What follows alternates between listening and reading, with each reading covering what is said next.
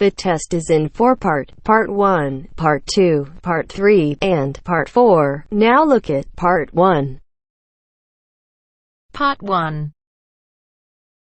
You will hear a new student, Tom, talking to a student representative called Rachel about university clubs. You now have 30 seconds to read questions 1 to 4.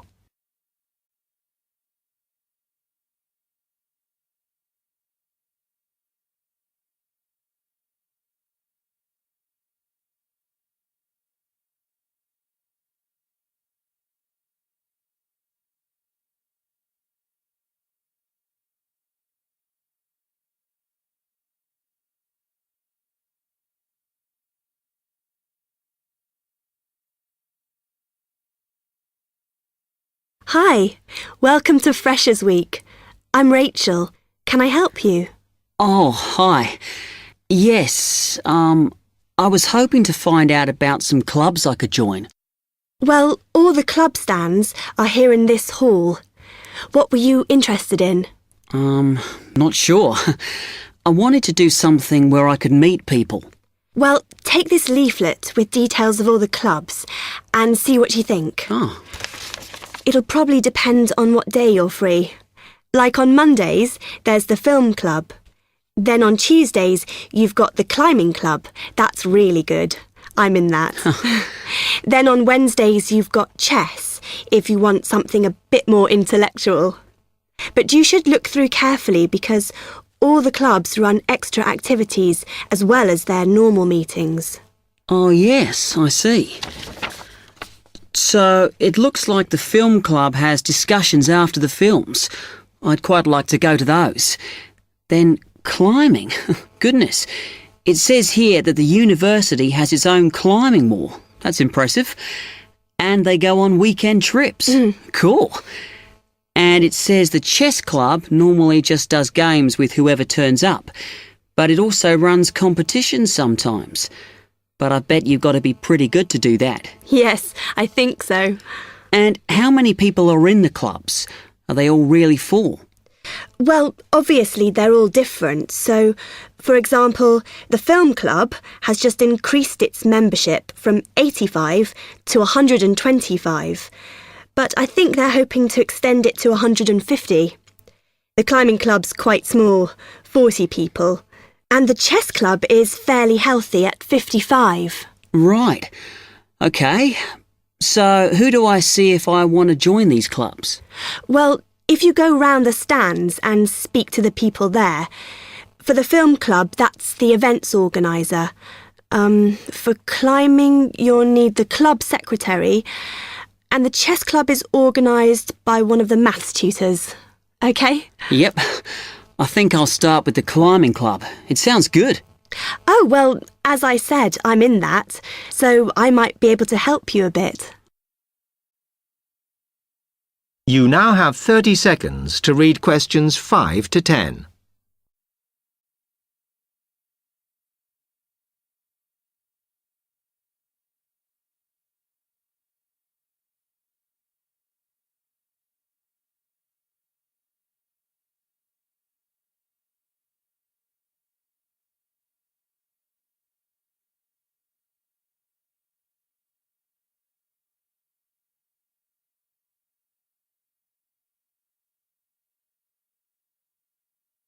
OK.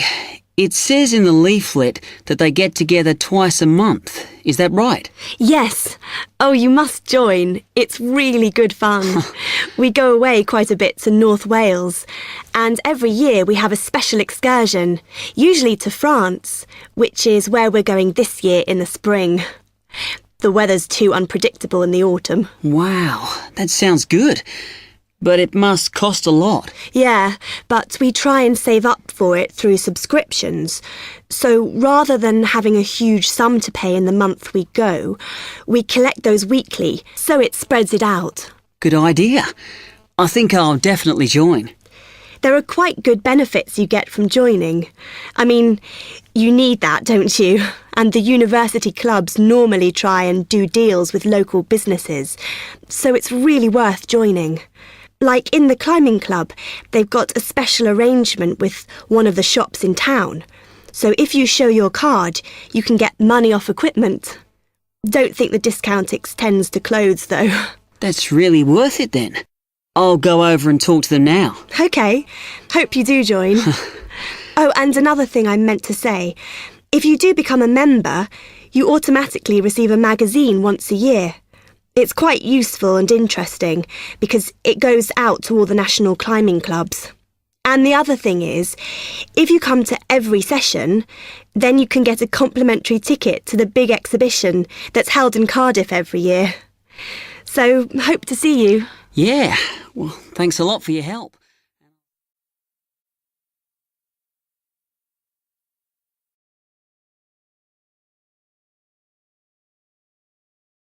That is the end of part 1. You now have half a minute to check your answers.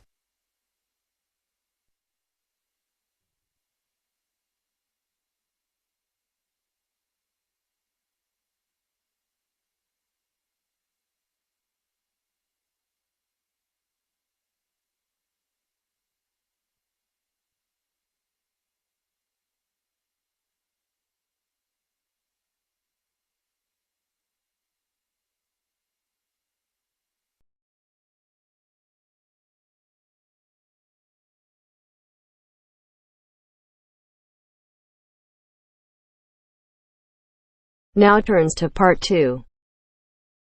Part 2.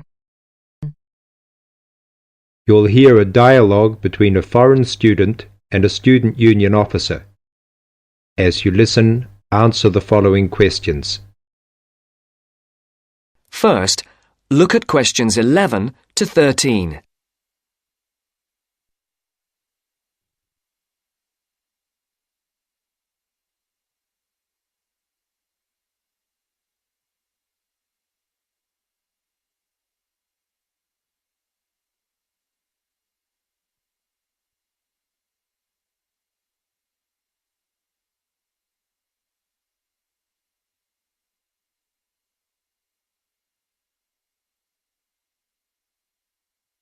As you listen to the first part of the interview, answer questions 11 to 13.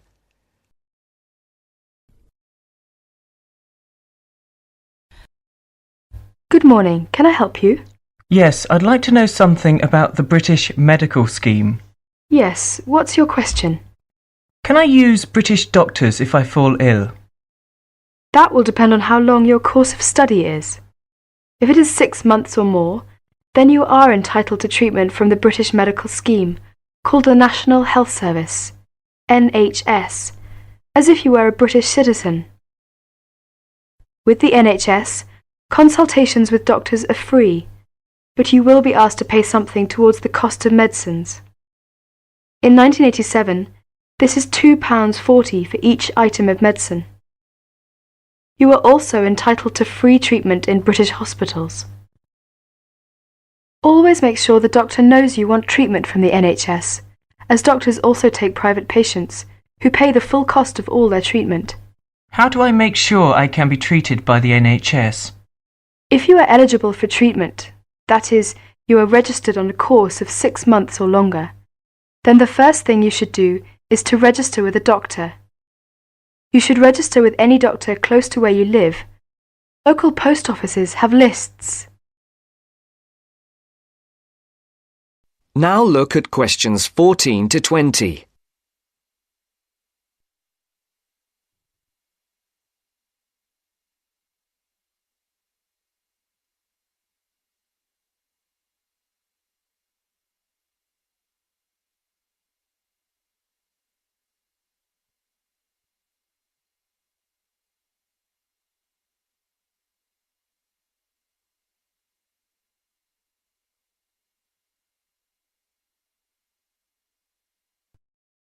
All you need to do is visit the doctor or the doctor's receptionist during consulting hours and ask to be included on the doctor's list of patients. If the doctor decides to accept you, you will then be sent a medical card by post, which will carry your National Health Service number. Take great care not to lose this. If the doctor cannot accept you, try elsewhere or contact the local family practitioner committee. You can get the address from the post office or any doctor. Find out your doctor's consulting hours from the doctor or the receptionist and ask whether or not you need to make an appointment before seeing the doctor. Remember to be on time for any appointment you make. You can see him or her during those hours unless you are seriously ill. If you are seriously ill, the doctor can be called out to see you. Once you have registered, you should tell your warden, landlord, landlady or a friend the name, address and telephone number of your doctor, so that if you are suddenly taken ill, the doctor can be called out to see you. I see. Could you tell me something about British hospitals? Yes, hospitals provide specialist treatments, or treatment for which any kind of extended stay is required. Your doctor will recommend you to go if it is necessary. Casualty or emergency treatment following accidents is free for everyone. As not all hospitals provide such services, you should find out which local hospitals do, in case you ever need treatment. How about dental care in Britain? You can find lists of dentists who give National Health Service treatment at local main post offices. You do not register with a dentist, but you should ask whether they are willing to give you NHS treatment, as dentists are free to accept or refuse patients, and to provide private treatment only. If you are accepted, you should give the dentist the NHS number which is on your medical card. There is a charge for all dental treatment. For basic treatment, this could be up to £17. More extensive dental treatment will cost more if you are not registered with a doctor. You will have to pay the full cost of dental treatment as a private patient. You will have to make an appointment to see your dentist and should give notice if you are unable to attend an appointment, or you will be charged for loss of time. You should try to have your teeth checked at least once per year by the dentist. From the NHS, you are entitled to a free 6-monthly checkup. Thank you very much. This helps me a lot.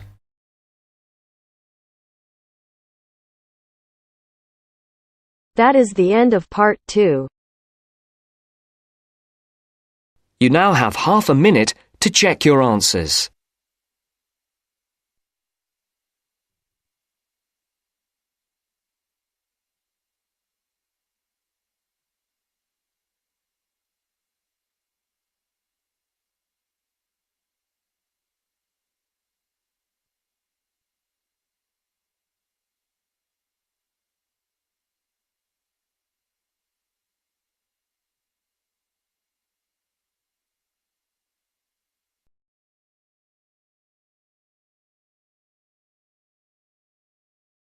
Now turns to part 3. Part 3. First, you have some time to look at questions 21 to 25.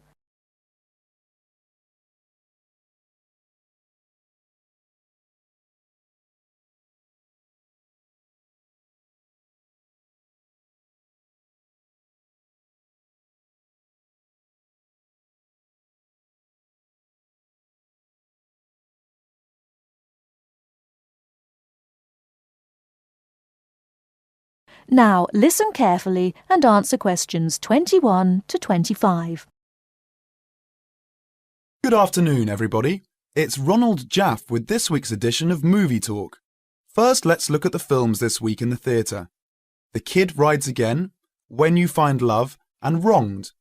The last of the three, Wronged, is definitely the best. In fact, one of the best films in a long time, with Henry Michelson and Joanne Seymour. It is about a man who gets a life sentence for a murder he did not commit. In the style of the films of the 40s and 50s, it is a modern story of a man and his wife, wonderfully played by Joanne Seymour. They fight to make people believe Thompson is the wrong man and not the killer. The strength of their love is wonderful even after Thompson has been in prison for 15 years. Of course, I won't tell you what happens after Thompson's 15th year in prison. That would ruin the story. But if you see no other film, you should see this one. The story may be old, but the acting is great, and it will hold your attention from beginning to end. Unfortunately, I can't say the same for When You Find Love. Just another silly story about how boy meets girl, boy loses girl, boy gets girl again, and they live happily ever after. Before you hear the rest of the talk, you have some time to look at questions 26 to 30.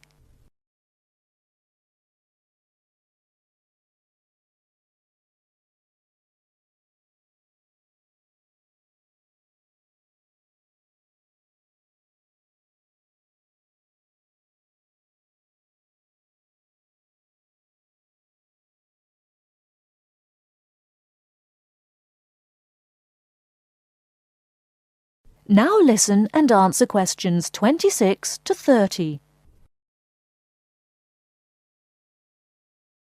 Hollywood ever get tired of such stupid films?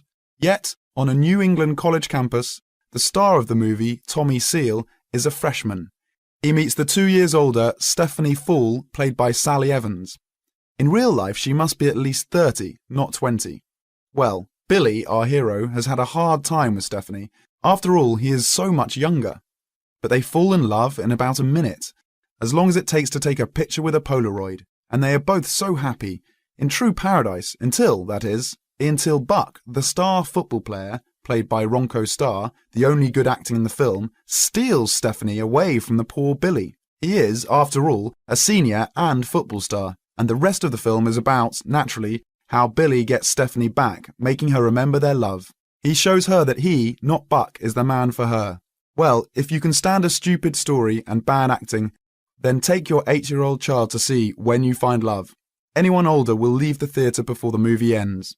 And finally, The Kid Rides Again, a western about a young cowboy, Kit Barnes, who stops the bad guys, the robbers, the killers, and plain old bullies and helps the good guys. Kit is fast with a gun and never once in this cowboy. Kit is the cowboy who never stays in one place for a very long time, who leads a lonely but very free life. Nothing new on the storyline, but a good classic-style western with good acting. Peter Sells as Kit catches just the right mood. He's an excellent and natural cowboy. There are beautiful scenes of the open country in the West and enough action to hold your interest. A good cowboy film for those who, like me, always enjoy seeing the Old West. And now, before we go on with the news from Hollywood, a word from our sponsor.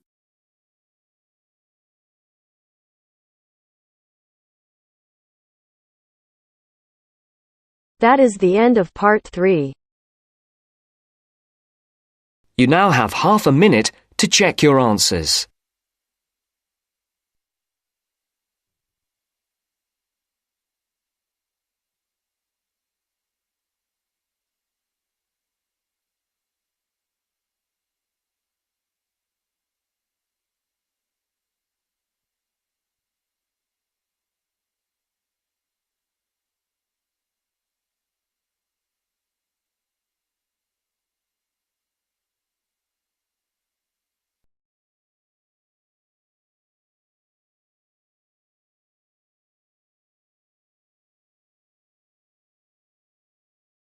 Now turns to part 4. Part 4. Now turns to part 4. Part 4.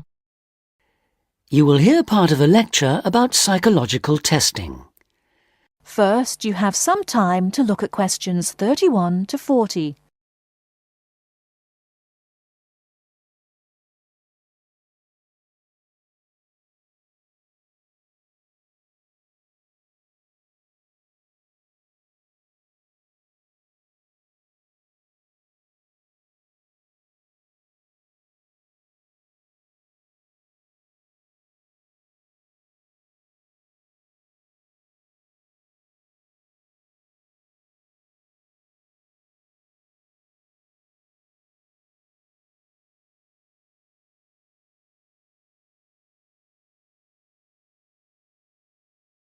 Now listen carefully and answer questions 31 to 40. Hello, my name is Alexandra Blaby, and today I'll be talking about one of the ways in which personality can be assessed, psychometric testing. Psychometric literally means measuring the mind, and there are many carefully constructed tests which attempt to carry out this process. Probably the most common use for these tests is to help people find out the careers that most suit their personality. Many employers ask new job applicants to take a psychometric or personality test as part of their selection procedure. One of the features of this type of test is that there are no right or wrong answers to the questions. For this reason, it would be more accurate to call them assessments rather than tests. There are 4 main types of personality test currently in use. These are questionnaires, ratings tests, projective tests, and objective tests. Let's start by considering questionnaires, as these are by far the most common method. Here, subjects are asked between 50 and 100 questions about themselves. A typical question might be, "Do you enjoy spending time alone?" There are 2 advantages to questionnaires. Firstly, they are easy to administer, and secondly, the questions are answered by the person who knows the subject best, themselves. By contrast, a ratings test is done by someone who knows the subject well rather than the subjects themselves. A rater might be asked, for example, to agree or disagree with a statement about the subject. A typical statement might be, "He laughs a lot." The effectiveness of ratings tests depends on how well the rater knows the subject. Projective tests ask the subject to make sense of information which is unclear in some way. In the famous ink blot test, for example, subjects have to say what a patch of ink on a piece of paper looks like to them. Finally, objective tests. In these tests, the subject has to engage in a physical activity. How they do it will tell the tester something about their personality. For example, the subject might be asked to blow up a balloon until it bursts. From observing how the subject does this, the tester will be able to say how timid or brave he or she is.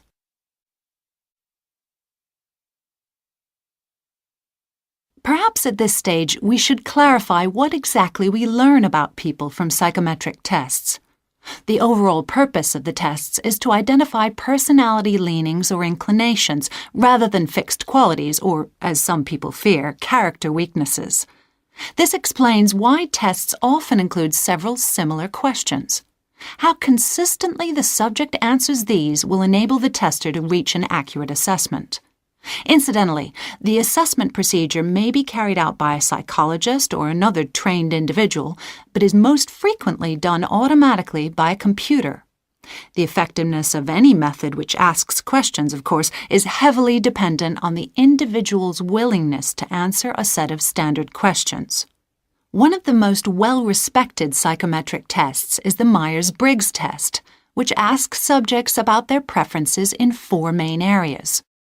Firstly, the test asks people where they direct their energy, to the outer world of activity or the inner world of thoughts and emotions. Secondly, people are asked how they prefer to process information, in the form of known facts or in the form of possibilities. The third area is decision-making. Do people make decisions on the basis of logic or of personal values? Lastly, Myers-Briggs tests ask people how they prefer to organize their lives, in a structured or a flexible way. Although there are those who disapprove of personality testing, there is no doubt that it is here to stay. Human beings have always been curious to find out about themselves and others. Psychometric testing gives them an objective, scientific means of doing this. Well, that's all for today. Tomorrow I'll be examining ways of measuring intelligence.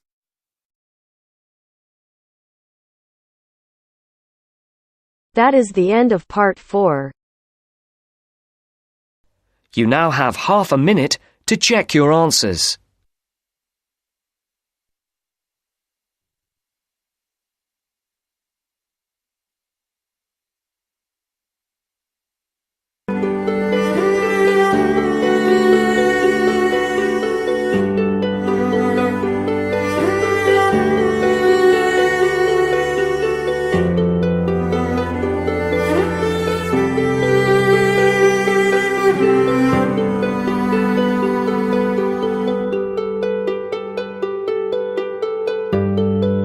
That is the end of the test. You now have 10 minutes to transfer your answers to your IELTS listening answer sheet.